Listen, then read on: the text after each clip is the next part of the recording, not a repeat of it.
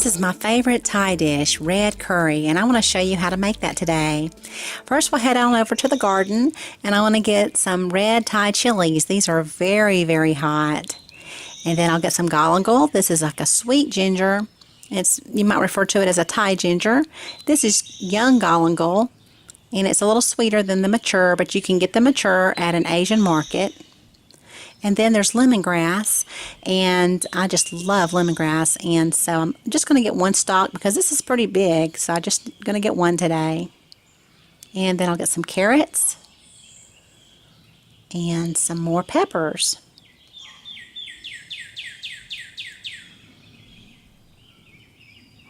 And sugar snap peas, my favorite. Then I'll head across town to a flea market. Who would think that in the back of this parking lot is an Asian market? It's a little hole in the wall. My husband actually stumbled on it one afternoon and let me know about it because I was shopping at a couple of other places, and I thought, well, I'll try it out. Of course, when I'm on my way to the Asian market, I always stop at these other little produce stands that they have the neatest and most exotic fruits and vegetables. I like to take a look and see what's for sale over there. Then I'll finally make it to my little Asian market. So when I go in here, they always have some really nice produce. That's why I like it. And everything's very reasonably priced. So I needed to pick up some more coconut milk. And then back to my kitchen. So I'm going to use chicken. And I needed some palm sugar and some shrimp paste, red curry paste, some Thai basil from my garden, some coconut milk, some bamboo shoots, some kaffir lime, where I need just the zest of that, that's frozen, some galangal, some red Thai chilies, some kaffir lime leaves from my tree, and then lemongrass, sugar snap peas, and peppers. I had to buy a red pepper because I really like red pepper in curry. I had to buy some more shallots and garlic because I was out, and mushrooms, and then of course coriander and cumin. And the fish sauce too, and I got that at the Asian market.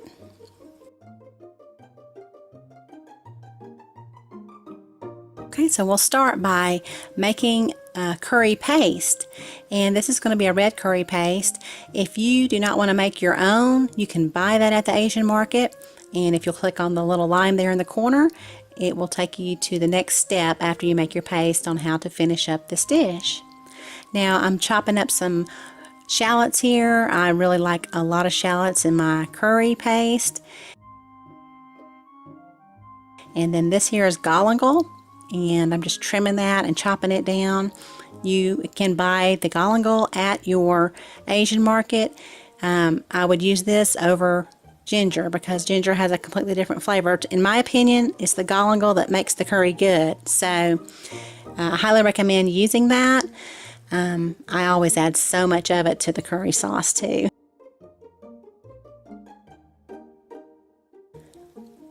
And then the lemongrass, I peeled it and then chopped it down, and see how purple it is. That's just beautiful, beautiful color, and that's perfect lemongrass.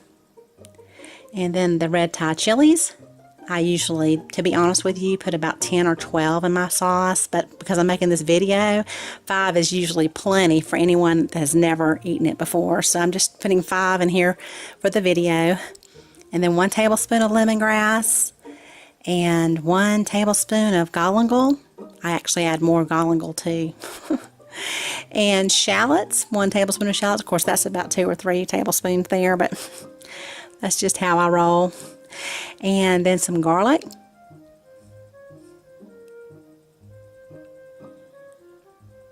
And then this is shrimp paste. It smells terrible. I want to go ahead and warn you.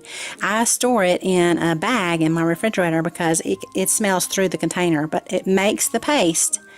And I think it's not even really shrimp. I think it's krill or something. And so I also add cumin, coriander, and the zest of half of a kaffir lime. And we'll mash all that together, and it'll form a nice paste. And then I want to go ahead and get my chicken cut up into bite-sized pieces. A lot of times this is really good if you use shrimp too, but today I'm using chicken. And then I'm going to heat up the wok and with 2 tablespoons of high temperature cooking oil. I usually use safflower oil or grapeseed oil, something like that.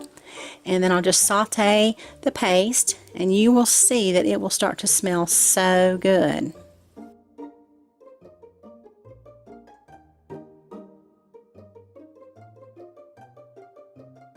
Then I'll add 1 tablespoon of red curry paste. You may need to add about 3 if you're not making your own paste. I just put this in here just to add another little layer of flavor, just to make it a little more rich. Then I'll go ahead and cook the chicken pieces about halfway through. I'll saute those into the curry paste, and then I'll add my coconut milk. Now I'm using a light coconut milk here. That's because that's what I had in my pantry. If you want to make this really good, use regular coconut milk because it really makes it good. The light coconut milk is just doesn't even really compare, in my opinion, to just whole coconut milk. Now I always like to put mushrooms in my curry, and you can add so many different things to curry. That's what makes it so great if you have a garden.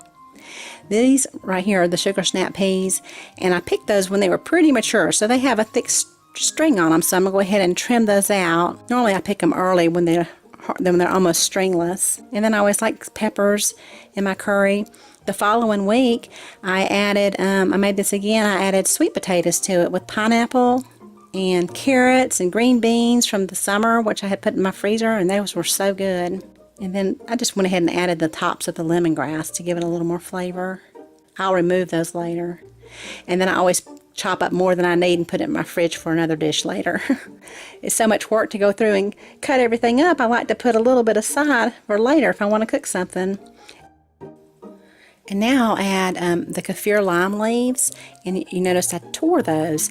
That just helps give it a little bit more flavor into the sauce when you tear your leaves. Then I added a can of bamboo. I always love bamboo in the curry. It's really good. And I had to grate down about 2 tablespoons of the palm sugar. Palm sugar is very hard. Buy it in the disc if you get it at the market. And then the fish sauce, I'm adding it early.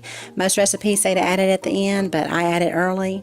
I removed the lemongrass and the kaffir lime leaves, and now it's time to add the final can of coconut milk, and this is a whole coconut milk, and this is where the sauce all comes together, and it's just really good. This is probably my favorite part of cooking this dish because I'm almost done and get to see the color and how good it all is. So I'll go ahead and add my sugar snap peas because I still want those to have some bite to them. And then I'm going to add some jade green beans from my summer's harvest that I had frozen, and then some Thai basil from my garden. And if you are cooking this dish for someone else other than yourself, or maybe even you don't like it, ask your guest if they have an aversion to licorice flavor, because Thai basil is very strong licorice flavor. And so I always ask if I'm cooking that for someone else. I like the flavor. I have acquired a taste for it, and so I always add a lot of it. And so that's cooked pretty good in there, and I'm going to add a little bit more and turn off my heat just because I want it to, the next leaves just to kind of wilt down. I like to get a little bite of those when I'm eating my sauce. And now it's time to serve it.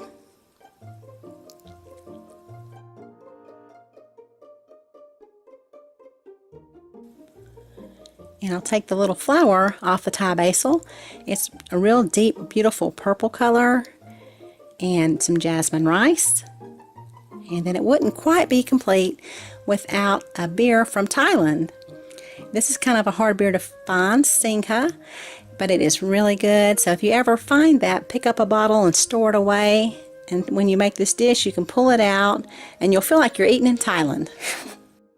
Maybe not, but you know, it'll be pretty close, I suppose.